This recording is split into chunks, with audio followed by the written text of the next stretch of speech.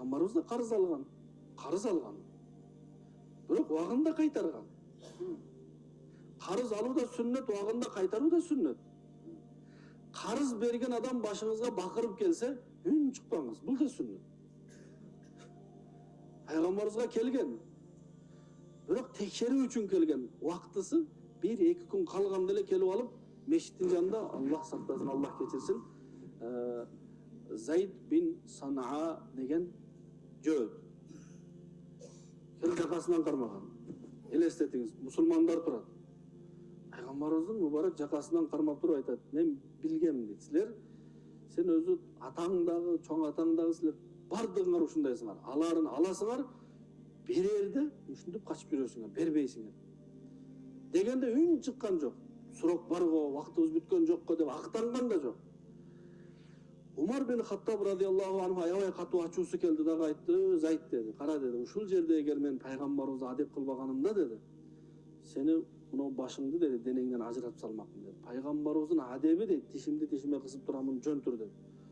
Пайгамбарыбыз да Умарга айтты: "Умар" деди, "Сен туура эмес айтып жатасың. Сен мага айтпайсыңбы" деди. "Бересеңиз болсо бербейсизби" деп айтпайсыңбы деди. Бул кишиге айтпайсыңбы? "Аласаңыз болсо мындай кичине жылуураак сурабайсызбы" деп айтпайсыңбы деди. Сен айткан сөз орунсуз болду. Эми сен бул кишинин карызын толук төлөгүнүң кошумча 60 килограмм курма кошуп бересиң деди.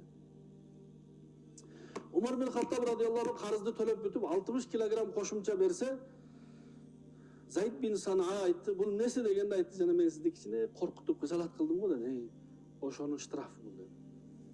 Пайгамбарыбыз айтты деди. Зайд бин Санаа жөөт эле айтты: "Биздин китептерде ушундай жазылган. Акыр замандын пайгамбарынын белгилеринен бири, канчалык зулум кылсаң, канчалык ачууна тийсең, адилетсиздик кылсаң, ошончолук оор басыктуу, ошончолук жумшактык кылат" деп жазылган эле. "Ошону текшерүү үчүн карыз бердим эле" деди. "Убактыңар бүтө элек" деди. "Дагы 2 күнүңөр бар. Атайын келип туруп ушундай адепсиздик, адилетсиздик кылдым эле. Бирок жумшак мамиле кылып, кошумча мага штраф да төлөп берип атасыңар. Мен мусулман болдум" деп, мусулман болуп, жанакыны мусулмандарга таркатып да берди. Ошон үчүн сүннөт кайсы? Сүннөт карызды кайтаруу убагында, эгер убагында кайтарбай калсаңыз, карыздын ээси келип туруп сизге бакырып берсе, урушуп берсе, үн чыкпай угуп туруу дагы сүннөт болот. Төлөйм да, берем да. Бүгүнкү күндө карыз алыш бул өтө чоң кыйынчылык. Как будто сиз карыз сурагандай болуп барасыз да, бере аласызбы? Берип койсоңуз болор эле десе, наркы киши бирөө 10 миң сом бирөөдөн аласасы бар экен, барып айтыптыр: 1 миң сомду кечирейин, макул, кыйналып жатсаңыз 9 миң сомду кайтарыңыз десе болуптур бир жумадан кийин. Бир жумадан кийин барып кыйналып, макул, 1 миң дагы кечирдим, 8 миңди төлө, калганын кечирдим десе болуптур бир жумадан кийин. 3-чү жума кайра келип туруп, кайра доолаганда айтыптыр: "Күтө турбайсың, кутулуп атам го" дейт экен да. Ошентип бүгүн карызды алыш эмне себептен? Сүннөткө амал кылбагандыгыбыздан карыз алганда да сүннөт жок, карыз бергенде да сүннөт жок, кыйналып атабыз биз. Ошого туугандар, кандай эле намазда, ибадатта пайгамбарыбыз саллаллаху алейхи вассаламдын сүннөтү Аллахка жаккандай, мамиледе дагы сүннөт жагат. Эми үйдүн ичиндеги сүннөт дейли. Пайгамбарыбыз саллаллаху алейхи вассалам үйгө киргенде өзүнө тиешелүү кээ бир иштерди өзү кылчу эле. Мисалы, кийим тигиш керек болсо өзү тикчү эле кээде. Бул дагы сүннөт болот. Пайгамбар алейхиссалам Hazrat Айша радиаллаху анхага кээде тамак жедирет эле. Бул да сүннөт. Ушул сүннөттү кылып көрдүкпү? Жок. Пайгамбарыбыз саллаллаху алейхи вассалам Айша энебиз менен жарышкан 2 жолу. Талаага чыгып, экөөсү жарышкан байге коюп. Биз ушул сүннөттү тирилтип көрдүкпү? Жок. Анан кантип жашообуз кызык болот анан. Капа болбоңуздар, мешіттің içinde болса да айта берейин.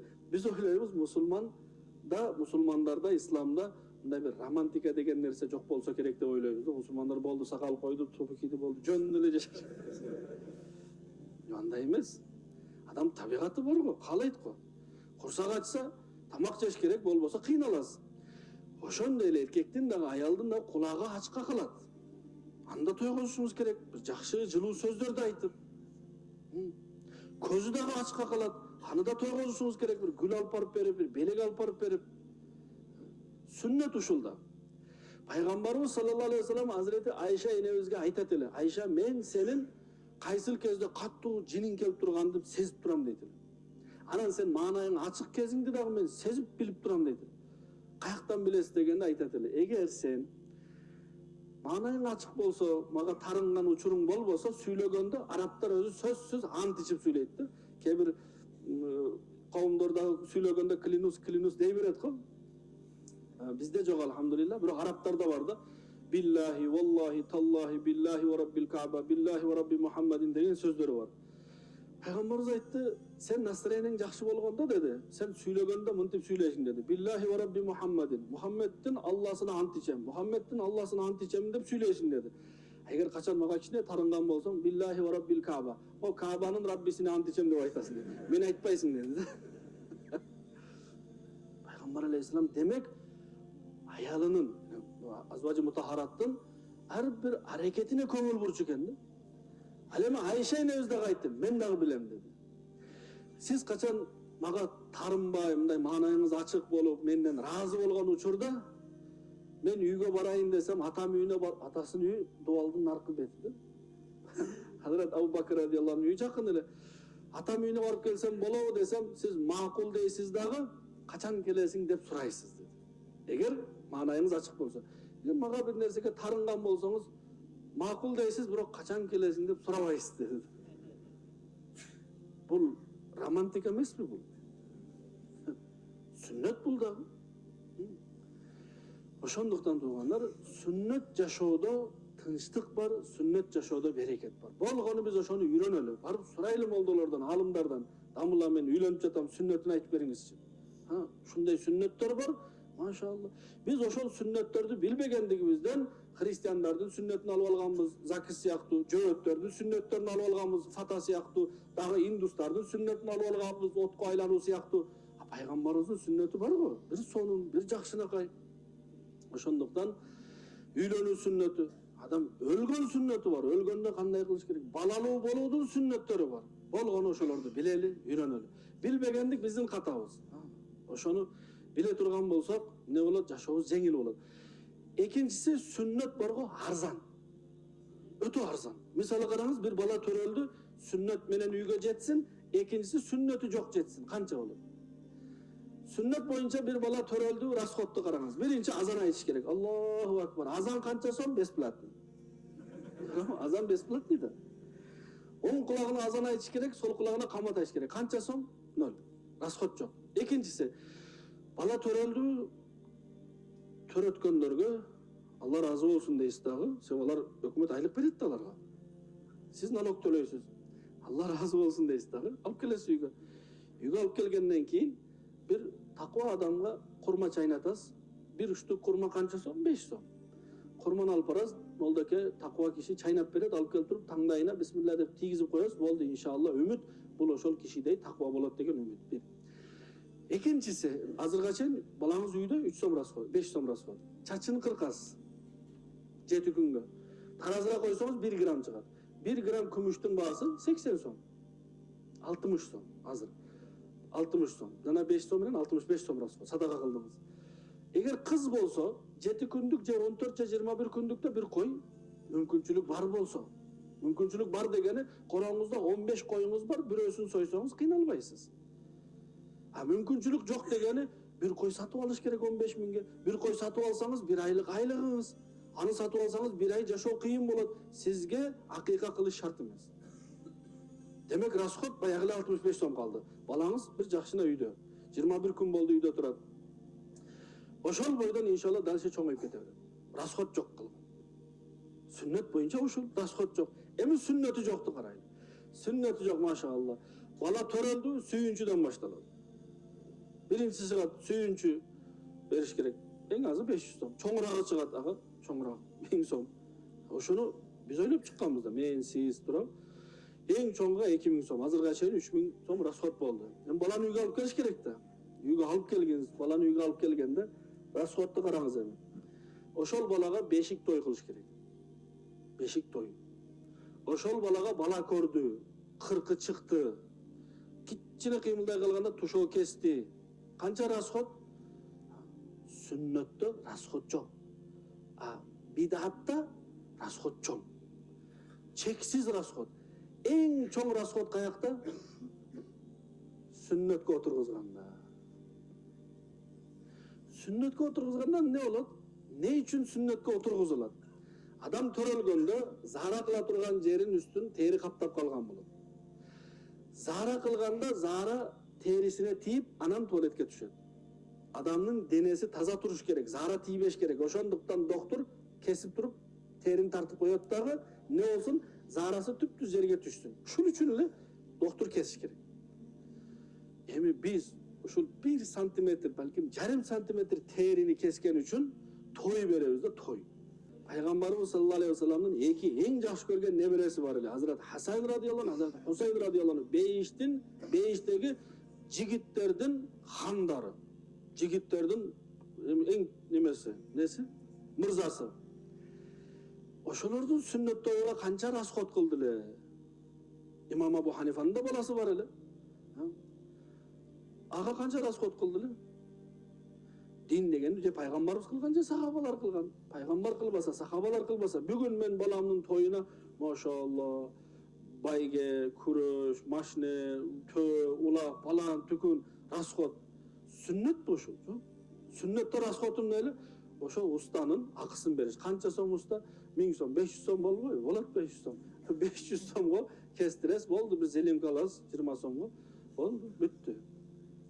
Бир топунун коюп коебуз, кийгизип коебуз, бул расход нөл. Эгер уста тааныш болсо, келип туруп бекер кылып берет. Расход жок. Ошондуктан биз бүгүн расходдон кыйналгандыгыбыз жашообузда сүннөт болбогондуктан турган.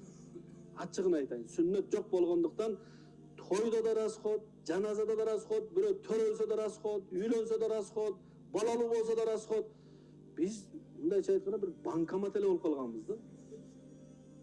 Аллах Таала бизди банкомат кылып жараткан эмес го туугандар. Ошондуктан биздин акчабыз жок. Эмнеге? Кедейлерге, жетимдерге, жесирлерге, мечитке, медресеге, муктаждарга акчабыз жок. Себеп биздин туулган күнгө, туулгандарга, өлгөндөргө, үйлөнгөндөргө, көйгөндөргө, паланчыларга расходторубуз толуп турат. Ошондуктан эгер сүннөт болгондо мусулмандын каражаты туура иштелмек. Канча туугандарыбызга пайда бере алмакпыз. Ошондуктан ниет кылалы.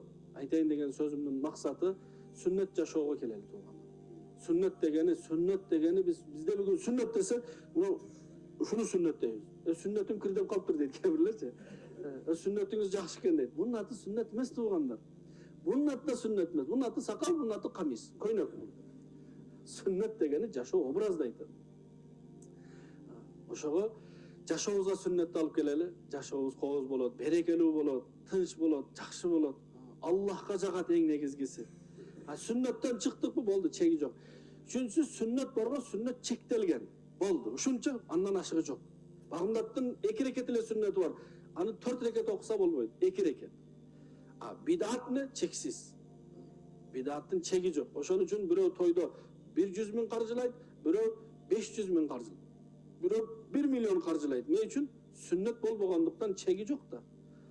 Ошого тапканың тойго буйурсун дегени, канча тапсаң, ошол бардыгы тойго буйурсун, таппаганыңды карызга алып туруп буйурсун дегени. Ошого андай кылбайлы тууган. Дуаларыбызды дагы өзгөртөлү. Дуаларыбызды дагы тапканың тойго буйурсун, биздин дамылабыз айтат да, ушундай дуа кыласыңар, тапканың тойго буйурсун, кочкордой уул берсин деп дуа кыласыңар дейт. Ошон үчүн адам бүт тойдон кийин не үчүн эле сегор иштейт аялы менен күйөөсү экөөсү? Бүт бардыгы тойго кеткен, экинчиси баласы кочкордой болуп туруп ата энесин сүзөт. Тилин албайт. Ошого Аллах Таала тапканыбызды туура жолго буйурсун, балдарыбыз кочкордой эмес, балдарыбыз баладай болуп ата энесине кызмат кыла тургандардан болсун. Сүннөт жашоодо Аллах Таала бардыгыбыздын жашообузга насип кылсын. Бидат жашоодон сактасын. Ошондуктан айтылган сүннөттө хидаят бар, бидатта адашуу бар.